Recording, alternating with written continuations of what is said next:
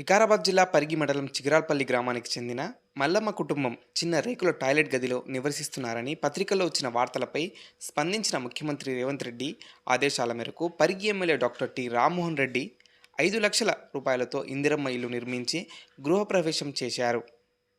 ఇంతకాలం కష్టాల్లో జీవించాం, ఇప్పుడు మా పిల్లలకు సురక్షితమైన ఇల్లు కల్పించిన ప్రభుత్వానికి ఎప్పటికీ రుణపడి ఉంటామని ఆమె తెలిపారు. ఒక చిన్న రేకుల టాయిలెట్ రూమ్ లోపల మల్లమ్మ కుటుంబ సభ్యులు నివసించేవారని ఒక పత్రికా కథనం రావడం జరిగింది.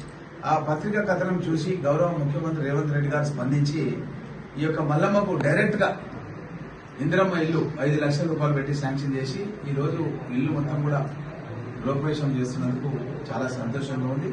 కాంగ్రెస్ ప్రభుత్వం రోటీ కప్పుడా మకాన్, తినడానికి తిండి, ఉండడానికి ఇల్లు, కట్టుకోవడానికి బట్ట, ఆ విధంగా ఇల్లు కట్టించి ఆ ఇంట్లో ఉండే వాళ్ళకి భోజనం కూడా ఉండాలని వాళ్ళకు ఒక్కొక్కరికి 6 కిలోల చొప్పున 5గురు ఉంటే వ్యక్తులు 30 కిలోల బియ్యం, సోనా మసూరి బియ్యం వారికి ఉచితంగా ఇచ్చి ఆ ఇంటికి కరెంటు బిల్లు కూడా ఫ్రీగా ప్రభుత్వమే చెల్లిస్తుంది. మన పరిగి నియోజకవర్గానికి 110 కోట్ల రూపాయల కరెంటు బిల్లు కాంగ్రెస్